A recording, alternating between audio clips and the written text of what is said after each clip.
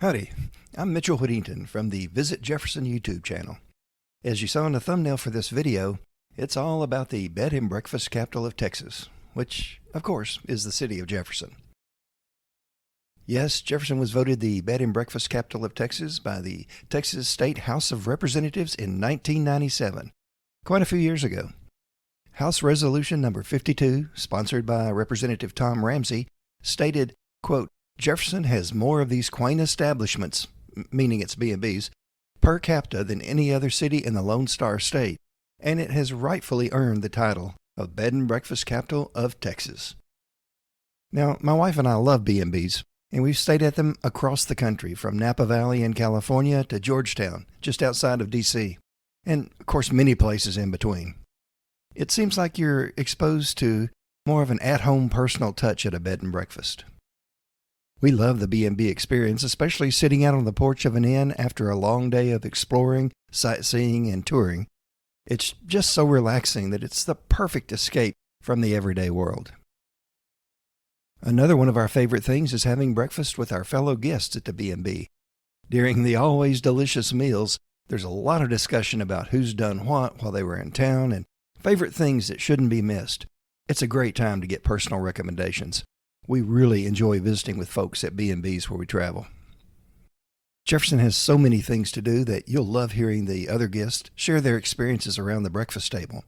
In Jefferson, there's shopping, antiquing, dining, tours, entertaining, and so much more, not to even mention all the festivals and celebrations throughout the year.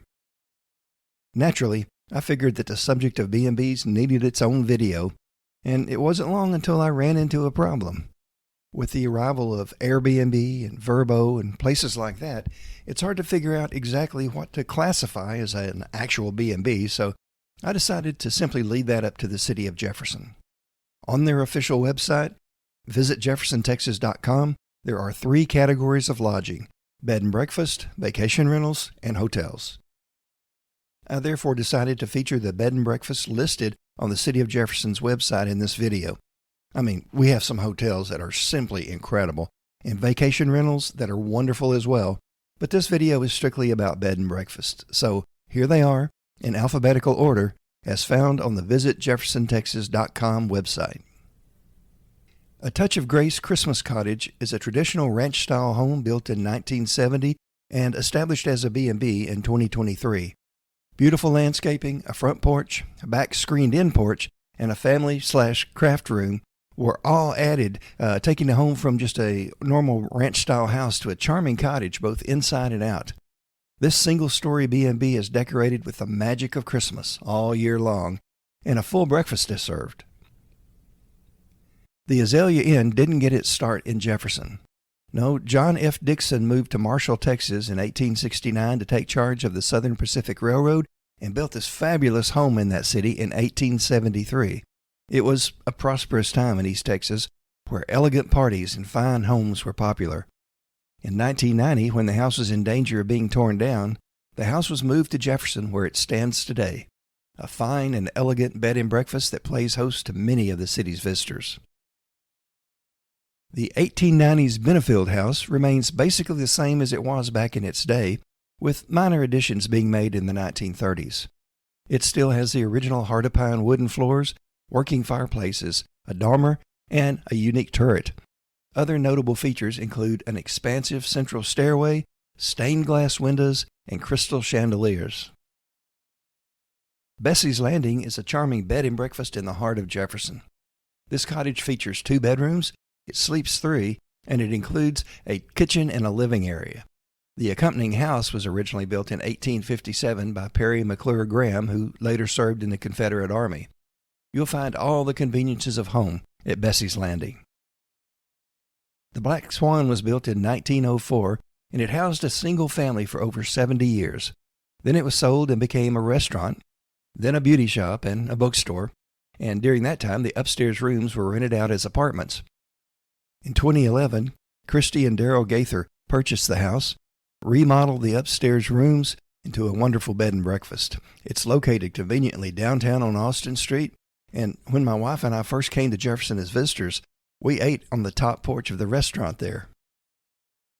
Next is the Captain's Castle. In 1874, the Thomas J. Rogers family moved into a small house at the corner of Walker and Alley Streets. As his family grew, he needed a larger home. Between 1876 and 1878, he moved an older two-story house to the side of the home and attached it to the front porch. The older 1850s structure was moved to the site on large cypress log rollers pulled by oxen from the Dallas Street area that was well known as a red light district. Although a beautifully restored B&B today, back in its history, it is said to have been a house of ill repute. Well, at the carriage house, when you check in, you are surrounded by the history and charm of this 1920 home. The carriage house offers complimentary wine happy hours and s'mores around the fire pit. It also has a Tesla-compatible charging station and pet-friendly accommodations in some rooms. You can even enjoy a shared lounge TV area, garden, and fire pit. And like I said, you can get s'mores there. It's really cool. The Claiborne House was built between 1862 and 1866 by J.B. Cole. It changed hands several times and was eventually sold to Volney H. Claiborne for $1,800. Claiborne was commissioned as a captain in the Confederate Army, and he had been ordered to Jefferson, where he built a large meatpacking plant to supply the troops with beef and bacon. Today, his house is a plush, comfortable bed and breakfast. There are even a few ghost stories there to make your stay a little more interesting. The Delta Street Inn was built in the Prairie style circa 1920, and it was accented by large shade trees and an expansive lawn.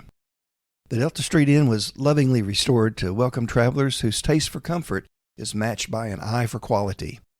You can relax with a cup of coffee in the gazebo, or simply watch the evening fall and listen to the crickets sing outside. Green Gables of Jefferson was built in stages from the 1850s to the 1870s. It then underwent an extensive renovation in the 1980s, restoring it to its full 1880 glory. Green Gables is located in the center of historic downtown Jefferson.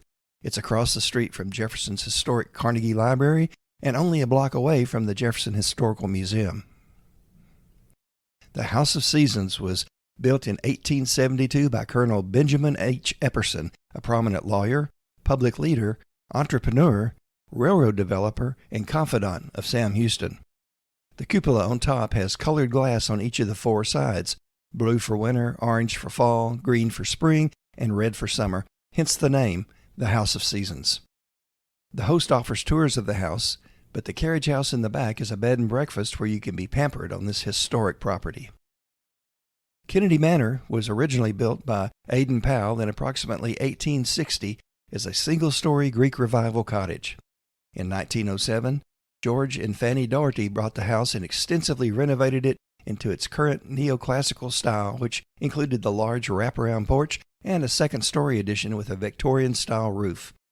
It is nestled in the heart of downtown beside the iconic Stern Fountain and has a wonderful home base location for your visit to the city.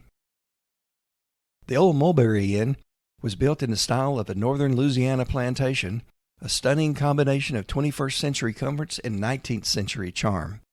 The architectural style represents the antebellum heyday of Jefferson. The old and the new come together to provide optimum comfort with double-paned windows, interior soundproofing insulation, electronic air cleaners, and zoned central air. It was named for the oldest mulberry tree in Jefferson and situated on more than an acre of land. The Steamboat Inn is an elegant reproduction of a mid-19th century Greek Revival home. It features all the modern conveniences of today, but appears as though it has always been nestled in the historic district of Jefferson. The home has a wide 38-foot central hallway from the front veranda to the back of the house, with heart of pine flooring acquired from the beams of an old New Orleans warehouse and beautiful chandeliers from New York. Each bedroom is named for a famous steamboat that docked in Jefferson back in the 1800s. White Oak Manor was built in 1911 by Richard Craver, Marion County's first extension agent, and the Craver family lived here for many years. Today, it is a bed and breakfast, and innkeepers have not only worked in the innkeeping industry for years, but they've traveled the country staying in various inns. Believe me, they know what they're doing. They understand bed and breakfast from the guest's point of view, which has helped them perfect their hosting skills. Their goal is to pamper you from the minute you arrive, ensuring your stay is only the very best. Well, as of this moment in time, those are the B&Bs that the city of Jefferson, the B&B Capital of Texas, has listed on its website, visitjeffersontexas.com. You'll find other incredible vacation rentals and hotels in town as well, but everyone seems to love the bed and breakfast experience. Come see us in Jefferson, whether it's for one of our festival or event weekends, or just to get out of town and head to a quieter, simpler place for a few nights. Trust me, you're going to feel spoiled and pampered at any of our bed and breakfast, so come spend a couple of evenings with us here in town. We'd love to have you. By the way, if you enjoyed this video, I'd ask you for 2 quick favors. First, I'd love it if you click the little thumbs up button below to show that you like the video. It lets other folks know that it's worth watching, and also the YouTube overlords pay attention to that kind of thing. Also, please consider clicking the subscribe button. Nothing bad happens, you're just notified whenever a new video is uploaded to visitjefferson.com, and we've got some great ones coming, believe me. Well, thanks so much for watching the channel, and hopefully I'll be seeing you around Jefferson.